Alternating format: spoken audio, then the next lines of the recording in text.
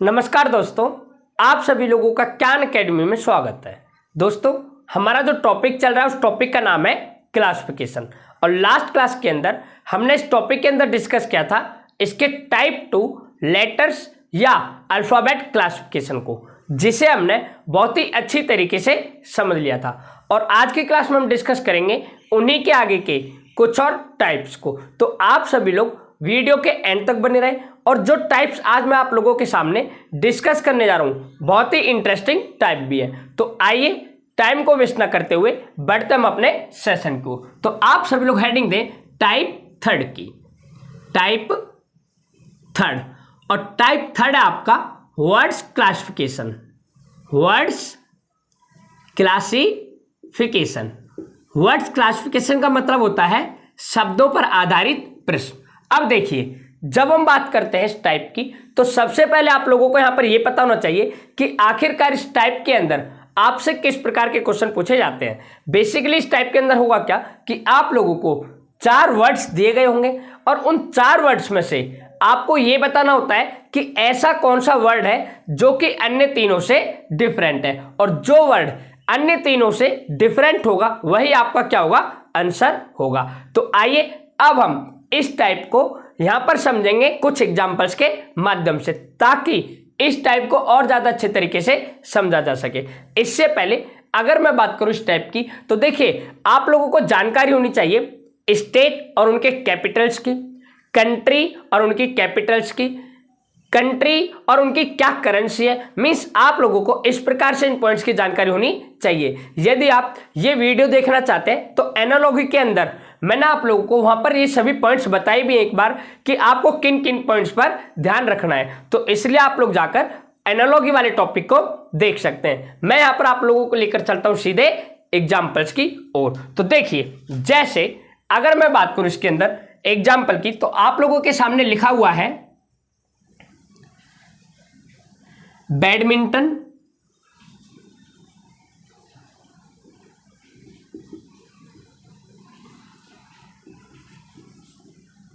Table tennis,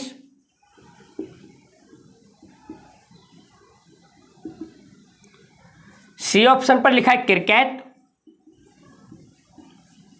और option number D आपके सामने लिखा हुआ है हॉकी। तो देखिए, इस एग्जाम्पल के अंदर आप लोगों को 4 वर्ड्स दिए गए हुए हैं और आपको यह बताना है कि ऐसा कौन सा वर्ड है जो कि अन्य तीनों से डिफरेंट है। तो देखिए, अगर मैं बात यहां पर करूं इस एग्जाम्पल की, तो यहां पर टेबल टेनिस, क्रिकेट और जो हॉकी है, इन तीनों में ही बॉल का प्रयोग किया जाता है। मैंने क्या कहा कि देखिए, इस एग्जाम्पल के अंदर जो आपको वर्ड्स दिए गए हैं, इनकी अगर मैं बात करूं जैसे टेबल टेनिस, क्रिकेट और हॉकी की, तो देखिए इन तीनों में ही बॉल का प्रयोग किया जाता है जब हम इन खेल को खेलते हैं। अगर मैं बात करूं बैडमिंटन की, तो इसके अंदर बॉल का यूज नहीं किया जाता है। तो इस प्रकार से आप लोग कह सकते हैं कि बैडमिंटन जो होगा अन्य तीनों से क्या हो जाएगा, डिफरेंट हो जाएगा, और यही क्या होगा, आपका आंसर भी होगा। तो इसी प्रकार के कुछ एग्जांपल्स आपके होते हैं। एग्जांपल नंबर सेकंड, देखिए सेकंड एग्जांपल आप लोगों के सामने लिखा हुआ है महानदी,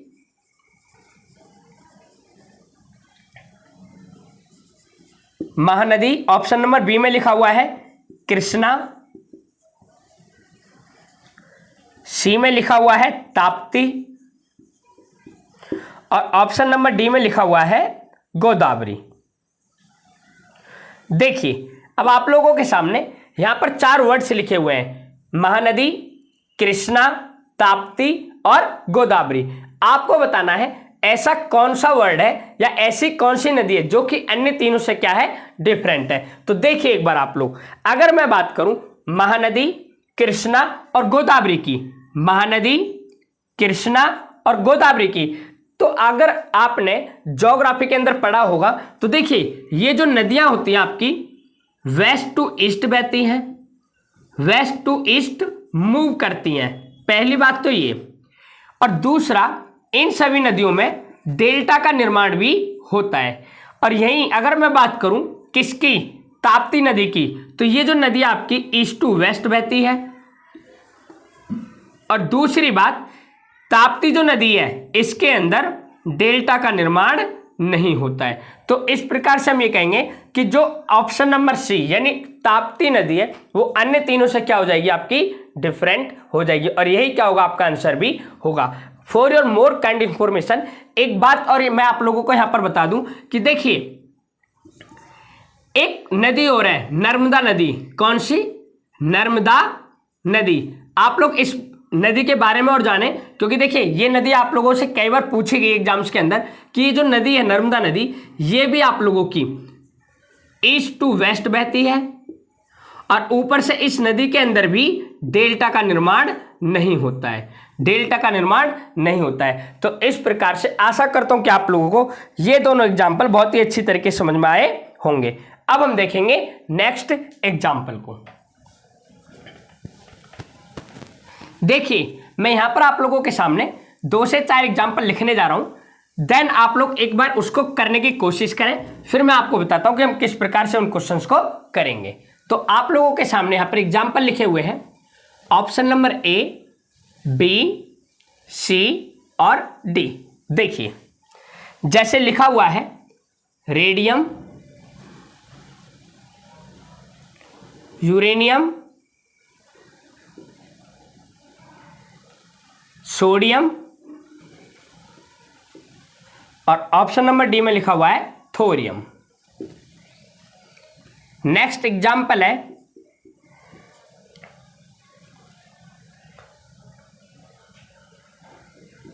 कुकुम्बर,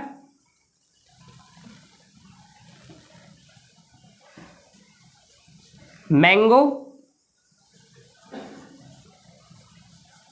ग्वाबा, और ऑप्शन नंबर डी है आपका लीची। एग्जाम्पल है टर्मरिक,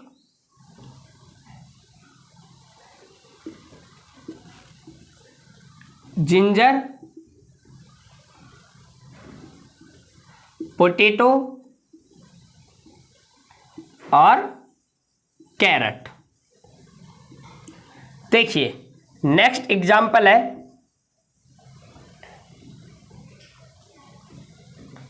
हार्ट,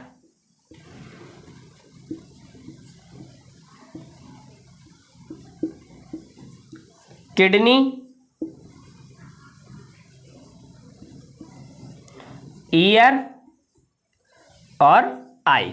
तो देखिए आप लोगों को अब इन सभी 4 एग्जाम्पल्स के आंसर बताने हैं। एक बार आप लोग खुद से ट्राई करें, फिर मैं आपको बताऊंगा कि हम किस प्रकार से इन क्वेश्चंस का आंसर देंगे। उससे पहले आप लोग खुद से ट्राई करें।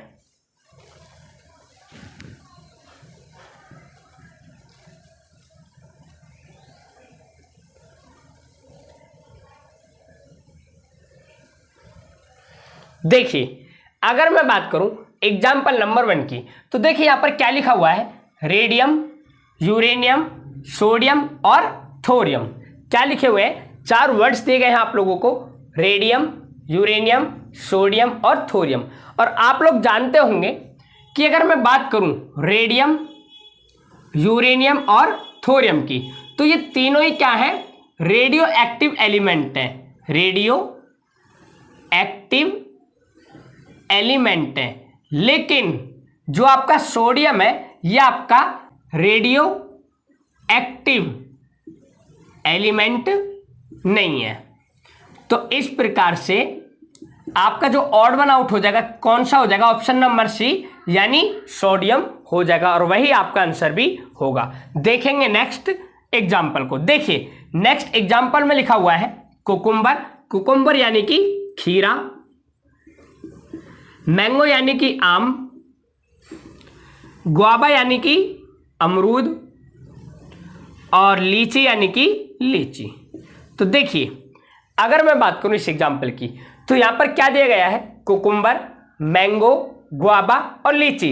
अगर आप इन फ्रूट्स को ध्यान से देखें तो देखना मैंगो, अमरूद यानी लीची, अगर मैं बात करूं आम, अमरूद और लीची की, तो इन तीनों के क्या होते हैं, पेड़ होते हैं यानी ट्री होते हैं। मैंगो भी आपने देखा होगा पेड़ पर लगता है, गुआवा भी पेड़ पर लगता है और लीची भी पेड़ पर लगता है। लेकिन जो खीरा होता है ये पेड़ पर ना लगकर जमीन के अंदर उगता है या जमीन के अंदर लगता है, यानी ये हर्ब होता है। तो इस प्रकार से आपका ऑप्शन नंबर ए कुकुम्बर क्या हो जाएगा, ऑड वन आउट हो जाएगा, यानी विजातीय हो जाएगा अन्य 3 ऑप्शन से। देखेंगे नेक्स्ट एग्जाम्पल को। देखिए लिखा हुआ है टर्मरिक, टर्मरिक यानी कि हल्दी, जिंजर यानी कि अदरक, पोटैटो यानी कि आलू और कैरेट यानी कि गाजर। देखिए अब इसमें ऑड वन आउट क्या है। देखिए अगर मैं बात करूं टर्मरिक, जिंजर और पोटैटो की, हल्दी, अदरक और आलू की, तो ये तीनों ही मॉडिफिकेशन ऑफ स्टेम है, यानी मॉडिफिकेशन ऑफ स्टेम है, मॉडिफिकेशन ऑफ स्टेम है, यानी इन तीनों का ही जो रूपांतरण हुआ है वो किससे हुआ है, स्टेम यानी तने से हुआ है। लेकिन जो आपकी कैरेट है ये क्या है, मॉडिफिकेशन ऑफ रूट्स है, यानी इसका जो रूपांतरण हुआ है किससे हुआ है, जड़ से हुआ है। ध्यान रखें टर्मरिक, जिंजर और पोटैटो इन तीनों का जो रूपांतरण हुआ है तने से हुआ है और कैरेट का जड़ से हुआ है। तो इसलिए जो ऑड वन आउट हो जाएगा कौन सा ऑप्शन हो जाएगा आपका, कैरेट यानी गाजर हो जाएगा। देखेंगे नेक्स्ट एग्जाम्पल को। देखिए नेक्स्ट एग्जाम्पल है हार्ट, किडनी, ईयर, आई। हार्ट यानी कि हृदय, किडनी यानी कि गुर्दा, ईयर यानी कि कान और आई यानी कि आंख। अब आप लोग बताएं कि इसके अंदर क्या लॉजिक लग रहा होगा और जिसके कारण जो एक वर्ड होगा वो अन्य तीनों से डिफरेंट होगा। अगर मैं बात करूं इस एग्जाम्पल की तो देखना किडनी हर एक शरीर के अंदर 2 होती हैं, ईयर यानी कान भी 2 होते हैं और आई भी क्या होती हैं, 2। यानी अगर मैं बात करूं इनकी तो ये इनके सभी के क्या होते हैं, पेयर होते हैं। लेकिन हार्ट हर एक व्यक्ति में एक ही होता है, जिसके कारण से ऑड वन आउट क्या हो जाएगा, ऑप्शन नंबर ए यानी हार्ट हो जाएगा। और यही आपका क्या होगा, आंसर भी होगा। फ्रेंड्स अब हम देखेंगे नेक्स्ट एग्जाम्पल को। आशा करता हूं कि आप लोगों को ये सभी एग्जाम्पल समझ में आए होंगे। देखिए इसी प्रकार के आप लोगों से बहुत ही नॉर्मल क्वेश्चन पूछे जाते हैं। बस आप लोगों को यहाँ पर थोड़ा सा जो है जानकारी होना चाहिए जीके वाले पोर्शन की, यानी जो भी बच्चे या जो भी स्टूडेंट्स जीके वगैरह पढ़ रहे होंगे वो बहुत ही आसान तरीके से इस टाइप के क्वेश्चन का आंसर दे सकते हैं। तो देखिए अब जैसे आप लोगों के सामने यहां पर एग्जाम्पल्स लिखे हुए हैं, लिखा हुआ है बुक,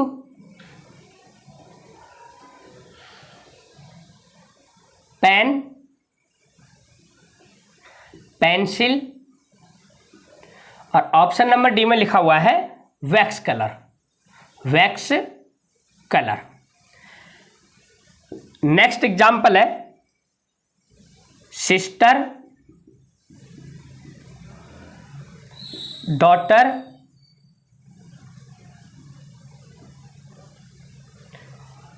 नेफ्यू और ऑप्शन नंबर डी है आपका आंट। देखिए एग्जाम्पल है इंच, फुट, यार्ड और क्वार्ट। नेक्स्ट एग्जाम्पल है मोबाइल, कंप्यूटर,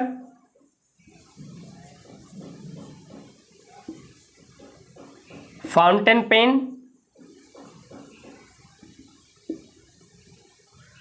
और ऑप्शन नंबर डी है टेलीविजन। तो देखिए एक बार आप लोग खुद से ट्राई करें, फिर मैं आपको बताता हूं कि इनका क्या आंसर होने वाला है। तो देखिए अगर मैं सिंपल सा यहां पर बात करूं एग्जाम्पल नंबर 1 की, किसकी, एग्जाम्पल नंबर 1 की, तो देखिए यहां पर लिखा हुआ है बुक, पेन, पेंसिल और वैक्स कलर। तो देखिए अगर मैं बात करूं पेन, पेंसिल और वैक्स कलर की, तो ये तीनों ही आइटम स्टेशनरी के अंदर आते हैं। किसके अंदर आते हैं? स्टेशनरी के अंदर आते हैं। लेकिन बुक आपका कभी भी स्टेशनरी के अंदर नहीं आता। ये किसके अंदर आता है? लाइब्रेरी के अंदर आता है, जिसके कारण से ऑप्शन नंबर ए अन्य तीनों से क्या हो जाएगा? डिफरेंट हो जाएगा। देखेंगे नेक्स्ट एग्जांपल। देखिए सिस्टर, डॉटर, नेफ्यू, अंट। अगर मैं बात करूं यहां पर सिस्टर, डॉटर और अंट की, तो देखिए तीनों ही क्या है? फीमेल है। ये तीनों ही क्या है? फीमेल। लेकिन जो नेफ्यू होता है इसका मतलब क्या होता है? भतीजा या भांजा। यानी इसका मतलब ये है कि ये क्या है? मेल पर्सन है। तो इस प्रकार से जो नेफ्यू है वो अन्य तीनों से क्या हो जाएगा? डिफरेंट हो जाएगा। और यही आपका क्या होगा? राइट आंसर भी होगा। देखिए अब हम देखेंगे नेक्स्ट क्वेश्चन को। अगर मैं बात करूं इंच, फुट और यार्ड की, देखना ध्यान से, इंच, फुट और यार्ड की, तो ये तीनों ही क्या है? डिस्टेंस को मेजर करते हैं। लेकिन क्वार्ट कभी भी डिस्टेंस को मेजर नहीं करता है, जिसके कारण से ऑप्शन नंबर डी आपका क्या हो जाएगा? राइट आंसर हो जाएगा। अब हम देखेंगे नेक्स्ट एग्जांपल को। तो देखिए नेक्स्ट में लिखा हुआ है मोबाइल, कंप्यूटर, फाउंटेन पेन और टेलीविजन। तो अगर ध्यान से देख रहे होंगे आप, मोबाइल, कंप्यूटर और टेलीविजन की अगर मैं बात करूं, तो ये तीनों ही क्या है? मोड ऑफ कम्युनिकेशन है। मोड ऑफ कम्युनिकेशन यानी संचार के माध्यम है। लेकिन फाउंटेन पेन आपका संचार का माध्यम नहीं है। तो इस प्रकार से option number C fountain pen आप लोगों का क्या हो जाएगा? राइट आंसर हो जाएगा। फ्रेंड्स आशा करता हूं कि आप लोगों को ये सभी एग्जांपल्स भी समझ में आए होंगे। अब हम देखेंगे यहां पर कुछ और एग्जांपल्स को। देखिए जैसे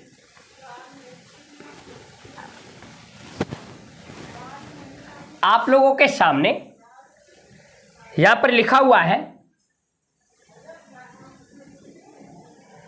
बेरी बेरी,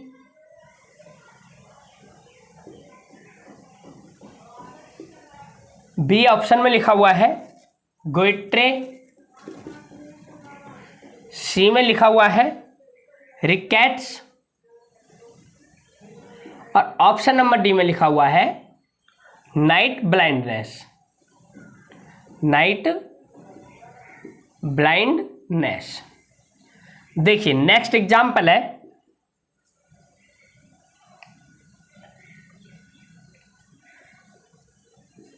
वाइज,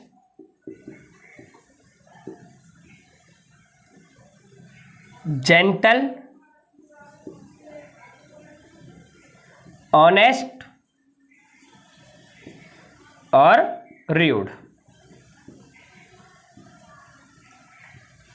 एग्जाम्पल है आपके सामने रेड,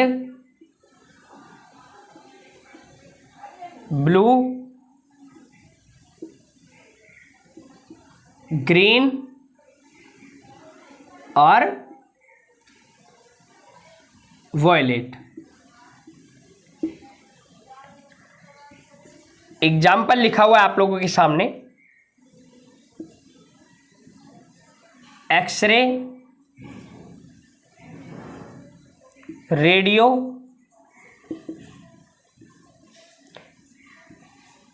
टेलीफोन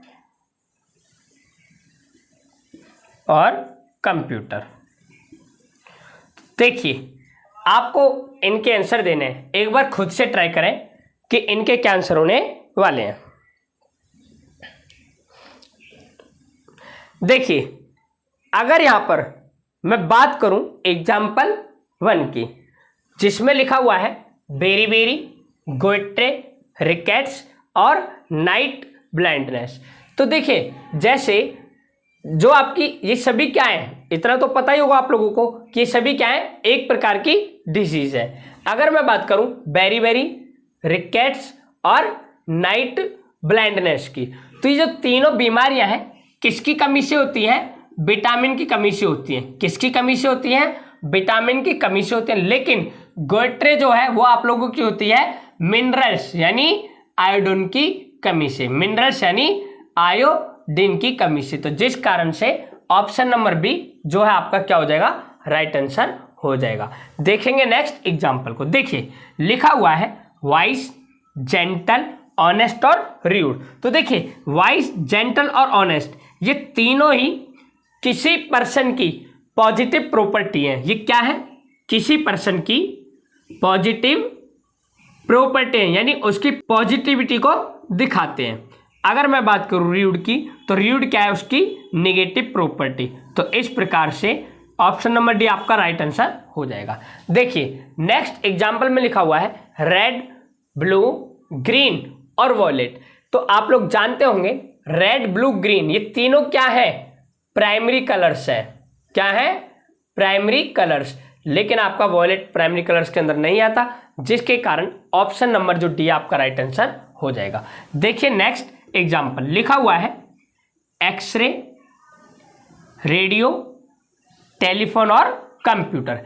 अगर यहां पर मैं बात करूं रेडियो, टेलीफोन और कंप्यूटर की, तो तीनों ही क्या है, मोड ऑफ कम्युनिकेशन है, मोड ऑफ कम्युनिकेशन है। लेकिन एक्सरा आपका किसमें यूज किया जाता है, यह आपका यूज किया जाता है किसमें, हॉस्पिटल्स वगैरह में जो भी एक्सरे वगैरह किए जाते हैं, मतलब कि उन सब चीज़ों में इसका यूज किया जाता है। यानी ये भी कह सकते हैं कि एक्सरा आपका मोड ऑफ कम्युनिकेशन नहीं है, जिसके कारण से एक्सरा आपका क्या हो जाएगा, राइट आंसर हो जाएगा। फ्रेंड्स आशा करता हूँ कि आप लोगों को ये सभी एग्जाम्पल्स बहुत ही अच्छी तरीके समझ में आए होंगे। तो इस प्रकार से आपका जो टाइप चल रहा था, टाइप थर्ड यानी कि वर्ड्स क्लासिफिकेशन पूरी तरीके से कंप्लीट होता है। अब हम डिस्कस करेंगे इसके last type, type 4 figure classification को। तो आइए आप सब लोग हेडिंग दें इसके टाइप 4 की।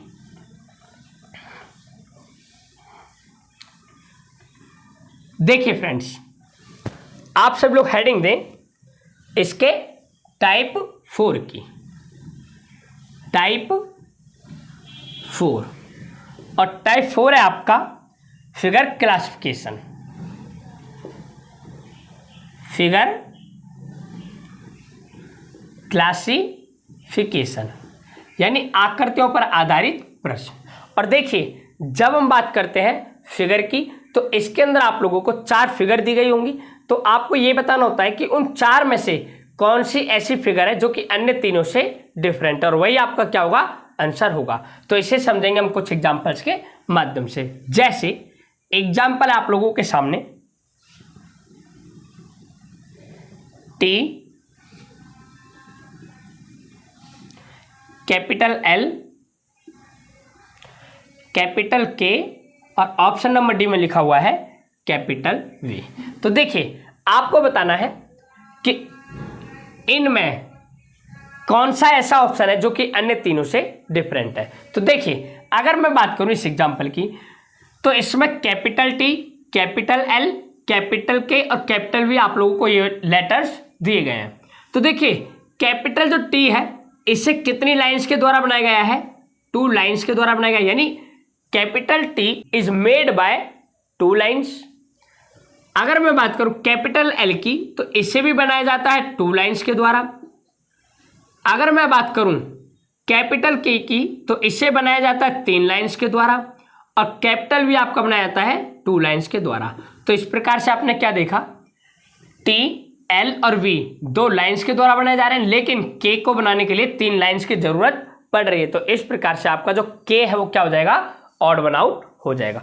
अब हम देखेंगे नेक्स्ट एग्जाम्पल को। देखिए जैसे नेक्स्ट एग्जाम्पल आप लोगों के सामने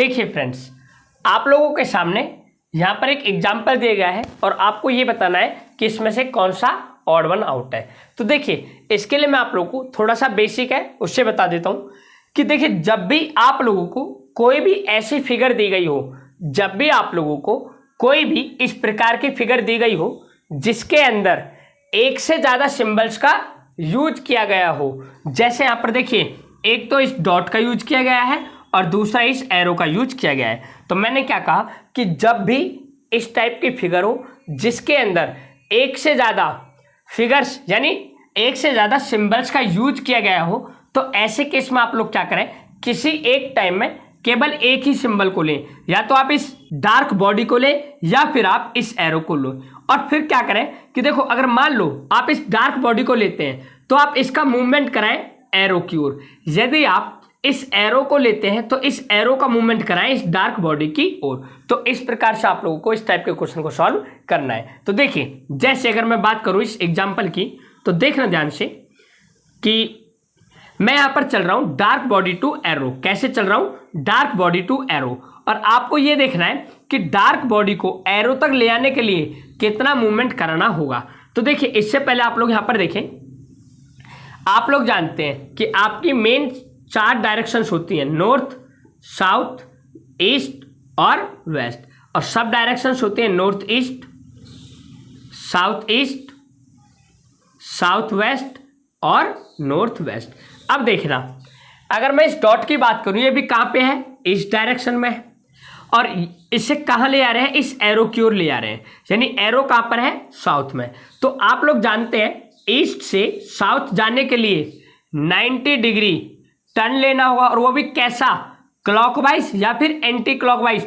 और आप लोग जानते हैं कौन सा टर्न है? क्लॉकवाइज। तो इस प्रकार से कहेंगे डार्क बॉडी को एरो तक ले आने के लिए हमने क्या देखा कि ये मूवमेंट कर रहा है 90 डिग्री क्लॉकवाइज का, 90 डिग्री क्लॉकवाइज का। अब देखिए, नेक्स्ट में अगर मैं बात करूं तो देखिए, डार्क बॉडी टू एरो जाना है, तो डार्क बॉडी को एरो तक ले आने के लिए कितना मूवमेंट कराना होगा? 90 डिग्री का। और कौन सा रोटेशन है? क्लॉक या एंटी? तो ये आपका क्लॉकवाइज। इसी प्रकार से अगर मैं बात करूं ऑप्शन सी की, तो देखना, डार्क बॉडी टू एरो। अब आप लोग जानते हैं ये कौन सी साइड है? नॉर्थ ईस्ट है। और नॉर्थ ईस्ट से कहां जाना है? नॉर्थ वेस्ट में। तो 90 डिग्री टर्न तो लेगा, लेकिन डायरेक्शन कौन सी होगी? ये एंटी क्लॉकवाइज होगी। क्यों? क्योंकि देखिए, अब किस डायरेक्शन में मूवमेंट हो रही है? ये एंटी क्लॉकवाइज में। ठीक है, ध्यान रखना, ये डायरेक्शन होती है आपकी क्लॉक और ये डायरेक्शन होती है आपकी एंटी क्लॉक। तो यहां पर कैसे चल रहे हैं? एंटी क्लॉक में। अब देखिए, डार्क टू एरो, तो 90 डिग्री टर्न, और वो भी कैसे? इस प्रकार से चल रहा है, यानी क्लॉकवाइज। तो आपने क्या देखा? ऑप्शन नंबर ए, बी और डी में 90 डिग्री क्लॉकवाइज, 90 डिग्री क्लॉकवाइज और 90 डिग्री क्लॉकवाइज का टर्न लिया जा रहा है। लेकिन ऑप्शन नंबर सी में 90 डिग्री का तो टर्न लिया जा रहा है, लेकिन कैसा? Anti clockwise. जिसके कारण ऑप्शन नंबर जो सी आपका राइट आंसर हो जाएगा, और जो कि अन्य तीनों से क्या है? डिफरेंट भी है। फ्रेंड्स, देखेंगे नेक्स्ट एग्जाम्पल को। आशा करता हूं कि आप लोगों को ये बात समझ में आई होगी। देखिए, बस आपको यहां पर एक पॉइंट को ध्यान रखना है कि जब भी इस टाइप की कोई आकृति हो जिसके अंदर एक से ज्यादा सिंबल्स का यूज किया गया हो, तो ऐसे केस में आप लोग क्या करें? किसी एक टाइम में किसी एक सिंबल को पकड़े और उसका मूवमेंट कराएं दूसरे सिंबल की ओर। फ्रेंड्स, देखेंगे नेक्स्ट एग्जाम्पल को। देखिए, एग्जाम्पल है,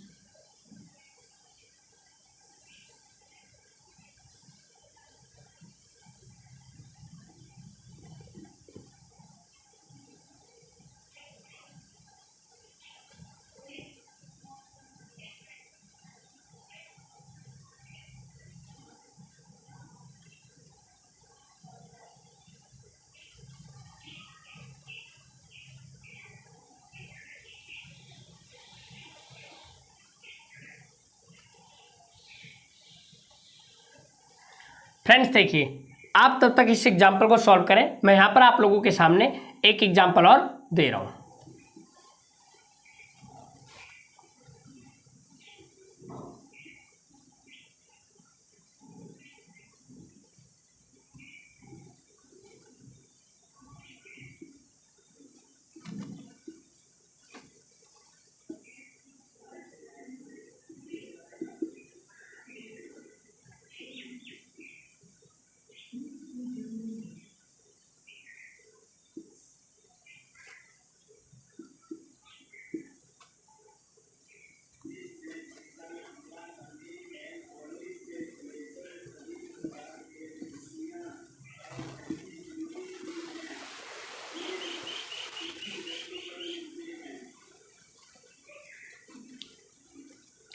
देखिए फ्रेंड्स, आप लोगों के सामने यहाँ पर दो एग्जाम्पल लिखे हुए हैं। एक बार आप लोग इन्हें खुद से ट्राई करें, फिर मैं आपको बताऊंगा कि इनका आंसर हम कैसे निकालेंगे और किस तरीके से इस टाइप के क्वेश्चन को करना होता है। एक बार खुद से ट्राई करें। तो देखिए, अगर मैं बात करूं एग्जाम्पल फर्स्ट, तो देखिए मैंने कहा जब भी इस टाइप क्या करती हो जिसके अंदर एक से ज़्यादा फिगर्स दी गई हो, तो ऐसे केस में आप लोग क्या करें, किसी एक टाइम में एक फिगर को लें, यानी किसी एक टाइम में एक सिंबल को लें। या तो आप डार्क बॉडी को लें और या फिर आप इस सर्कल को लें। और एक बात ध्यान रखें, अगर आप डार्क बॉडी को लेते हैं तो आप इसका मूवमेंट कराएं किस साइड में, जो आपकी सिंपल बॉडी है, व्हाइट बॉडी है उसकी ओर। या फिर आप व्हाइट बॉडी को लेते हैं तो इसका आपको मूवमेंट कराना है ब्लैक यानी डार्क बॉडी की ओर। तो देखिए मैं यहां पर लेने जा रहा हूं डार्क बॉडी को। तो मैं यहां पर क्या देख रहा हूं, डार्क बॉडी को व्हाइट बॉडी की ओर ले आने के लिए मुझे कितना मूवमेंट करना होगा। तो ध्यान से देखना, मैं ये कहूंगा यहां पर कि देखो डार्क बॉडी को व्हाइट बॉडी तक ले आने के लिए वन गैप, क्योंकि देखिए इन दोनों के बीच में कितना गैप है, 1 है, तो इसलिए बोलूंगा 1 गैप। और वो भी ये कौन सा रोटेशन है आपका, ये है आप लोगों का कौन सा है, एक बार आप लोग बताएं ध्यान से देख के, कौन सा है, ये है आपका एंटी क्लॉकवाइज। कौन सा है, एंटी क्लॉकवाइज, क्योंकि देखिए क्लॉकवाइज में इस प्रकार से चलते हैं हम, ठीक है। तो ये एंटी क्लॉकवाइज आपका रोटेशन है। अब देखिए आपको चलना है डार्क टू व्हाइट बॉडी, तो ध्यान से देखना इसमें क्या हो रहा है, 1 गैप और वो भी रोटेशन एंटी क्लॉकवाइज। इसी प्रकार से इसकी बात करूं, डार्क टू आपको चलना है व्हाइट बॉडी, तो देखना 1 गैप यानी दोनों के बीच में एक गैप है, और ये कौन सी रोटेशन है, ये आप लोगों की क्लॉकवाइज। देखेंगे नेक्स्ट, देखिए डार्क टू व्हाइट, तो डार्क टू व्हाइट चल रहे हैं तो 1 गैप और कौन सी रोटेशन है, एंटी क्लॉकवाइज। तो देखिए ये जो रोटेशन है वो कौन सी है, एंटी क्लॉकवाइज के। तो आपने क्या देखा कि देखिए जब आप डार्क टू व्हाइट बॉडी जाते हो तो देखना 1 gap anti clockwise, 1 gap anti clockwise, और इसमें भी 1 गैप एंटी क्लॉकवाइज है, लेकिन इसमें 1 गैप तो है लेकिन रोटेशन कौन सी है, क्लॉकवाइज, जिसके कारण ऑप्शन नंबर जो सी आपका क्या हो जाएगा, राइट आंसर हो जाएगा। फ्रेंड्स अब हम देखेंगे नेक्स्ट एग्जाम्पल को। तो देखिए नेक्स्ट एग्जाम्पल की अगर मैं बात करूं तो देखो इसे देखने पर आप लोगों को क्या दिख रहा है, एक बात बताइए आप लोग। देखिए इनके आंसर जो होते हैं वो फिगर के अंदर ही छुपे होते हैं, और ये बहुत ही अच्छा मौका होता है आप लोगों को कि अगर आपके एग्जाम्स के अंदर इस टाइप के क्वेश्चन आ जाए तो डायरेक्ट आप वहां पर थोड़ा सा मतलब कि सीरियस होकर, ठीक है, अपने IQ का प्रयोग करके जो इसके अंदर आप 2 मार्क्स ला सकते हैं। तो देखिए अगर मैं बात करूं इसकी, तो देखिए प्लस का साइन तो सभी में, उससे तो कोई पता नहीं चलेगा। फिर देखिए अगर ध्यान से देखूं तो इसमें बात मुझे मतलब एक कॉमन पॉइंट नजर आ रहा है, और वो ये है कि इसमें देखो डायगोनली दोनों सेम है, इसमें भी डायगोनली सेम है और इसमें भी देखना डायगोनली सेम है, लेकिन यहाँ पर डायगोनली सेम नहीं है। इस प्रकार से ऑप्शन नंबर सी जो होगा क्या हो जाएगा, इसका राइट आंसर हो जाएगा। क्या हो जाएगा, राइट आंसर हो जाएगा। फ्रेंड्स अब हम देखेंगे नेक्स्ट एग्जाम्पल को। देखिए आशा करता हूं कि आप लोगों को ये एग्जाम्पल्स भी समझ में आए होंगे। देखिए जैसे लिखा हुआ है आप लोगों के सामने,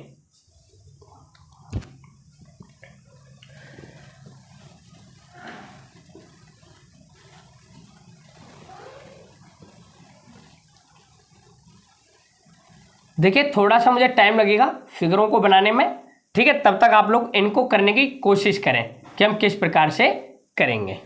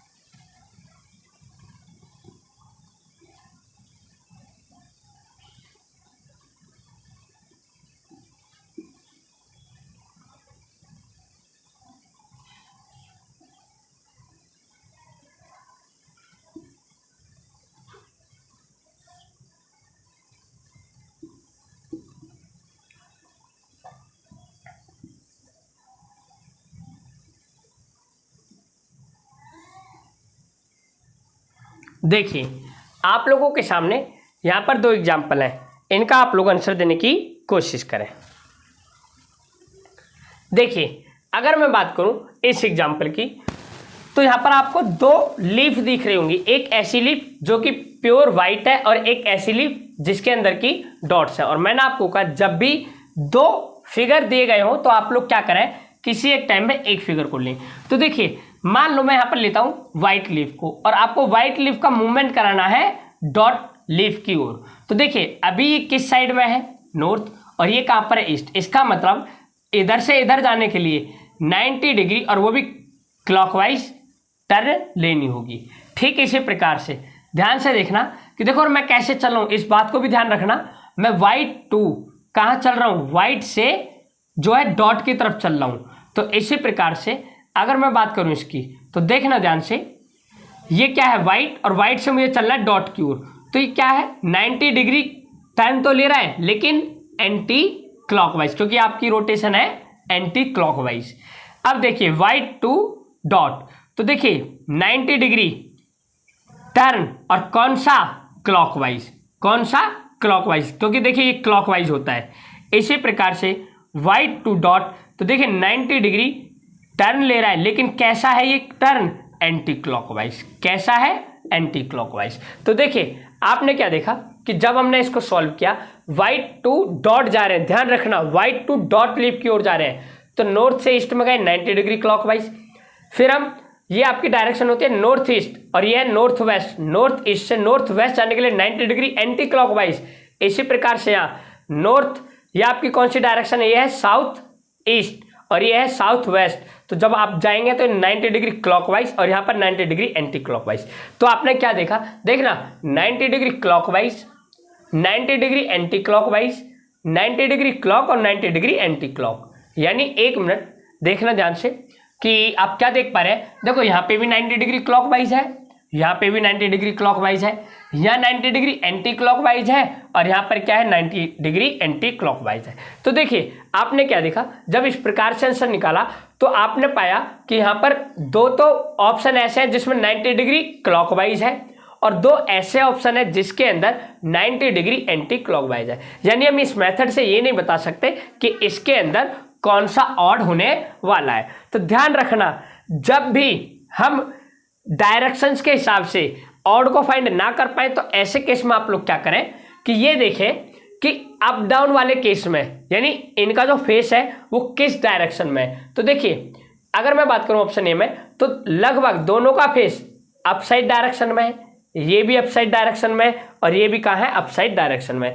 और ऑप्शन नंबर सी में दोनों का ही फेस कहाँ है डाउन में यानी नीचे है। तो इस प्रकार से हम कहेंगे ऑप्शन नंबर जो सी है इसका क्या हो जाएगा राइट आंसर हो जाएगा। देखिए मैंने क्या कहा कि जब आप आंसर डायरेक्शंस के थ्रू ना निकाल पाओ तो ऐसे केस में आप लोग क्या करें, ये देखें अप डाउन वाले केस को यूज करें कि अप डाउन वाले केस में इनका फेस कहाँ है। तो मैंने कहा देखो इनका ऊपर है, इनका भी ऊपर, इनका, लेकिन इसके फेस दोनों क्या है नीचे। इस प्रकार से ये हो जाएगा। मान लो इस मेथड से भी इसका आंसर नहीं निकलता, फिर हम कुछ और क्लू लगाते जो कि उस क्वेश्चन को डिस्क्राइब करता है, यानी कुछ ना कुछ आपको दिया गया होता पॉइंट्स जिससे कि आप लोग इसको जो है फाइंड आउट कर पाते। ठीक है, देखेंगे नेक्स्ट एग्जाम्पल को। देखिए यहाँ पर आपको एग्जाम्पल दिए गए हैं। मैंने कहा किसी भी एक पॉइंट को ले लें यानी किसी भी एक सिंबल को ले और दूसरे सिंबल तक जाने की कोशिश करें। तो मान लो यहाँ पर मैं लेने जा रहा हूँ एरो को, और एरो को जब लूंगा तो मुझे कहाँ चलना होगा डॉट की ओर। तो ध्यान से देखें एरो टू डॉट चल रहा हूँ मैं, कैसे एरो टू डॉट चल रहा हूँ मैं। तो देखना एरो से डॉट तक जाने के लिए 90 डिग्री, और ये कौन सी टर्न है, कौन सी है, जल्दी बताओ कौन सी है, ये है आपकी क्लॉकवाइज। कौन सी है, क्लॉकवाइज, क्योंकि ये क्लॉकवाइज टर्न होती है। ध्यान से साफ लिखे यहाँ पे, ये आप लोगों की क्लॉकवाइज टर्न।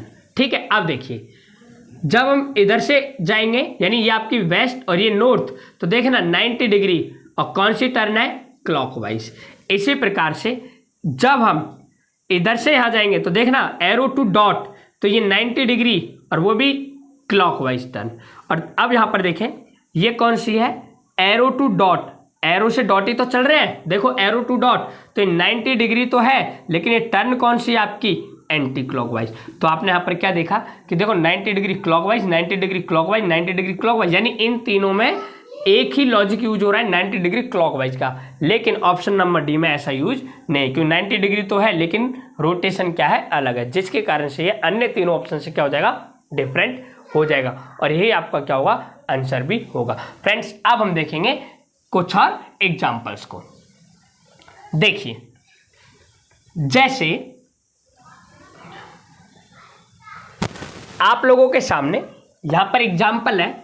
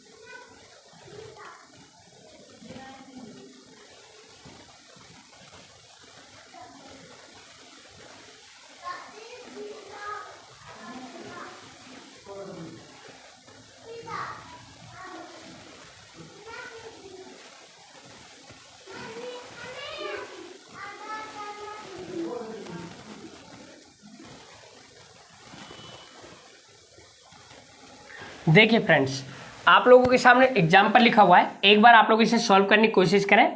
मैं तब तक आप लोगों के लिए यहाँ पर एक दो एग्जाम्पल और लिख देता हूँ, और देखें कि इनका क्या आंसर होने वाला है।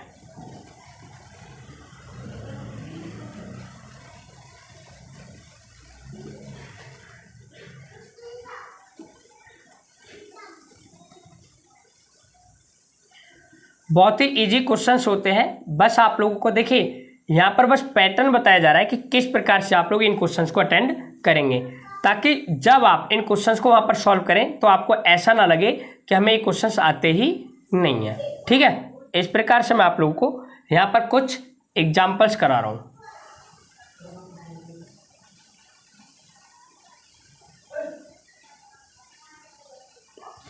अब देखिए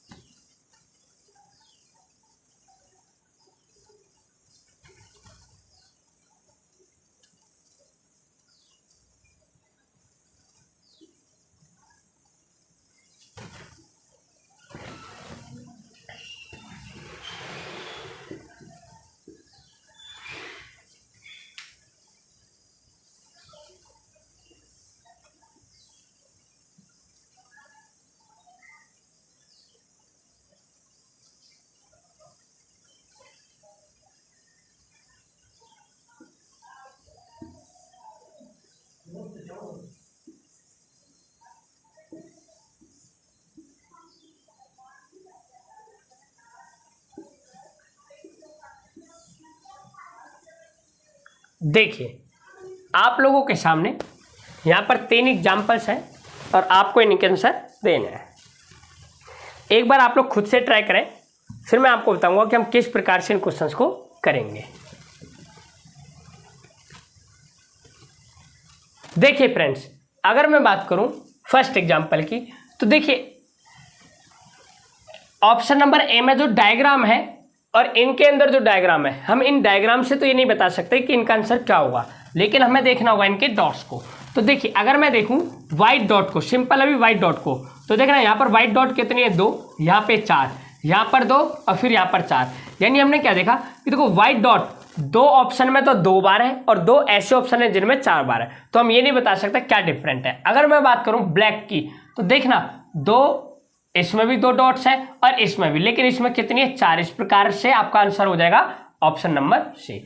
अगर मैं बात करूं नेक्स्ट एग्जांपल की तो ध्यान से देखना कि देखो यहाँ पे क्या सर्कल, ये भी क्या है सर्कल है, और वो भी कहाँ है एक दूसरे के डायगोनली है। इसी प्रकार से इक्वल इक्वल ये भी एक दूसरे के डायगोनली है, ये भी क्या है एक दूसरे के डायगोनली है, लेकिन इसमें ऐसा नहीं है, जिसके कारण से ऑप्शन नंबर डी आपका क्या हो जाएगा राइट आंसर हो जाएगा। देखेंगे नेक्स्ट एग्जांपल को। देखिए अगर मैं इस एग्जांपल की बात करूं तो इसमें एरो कहाँ है नॉर्थ डायरेक्शन में, जो कि नेक्स्ट फिगर में कहाँ चला गया ईस्ट डायरेक्शन में, और उससे नेक्स्ट फिगर में कहाँ चला गया साउथ डायरेक्शन में।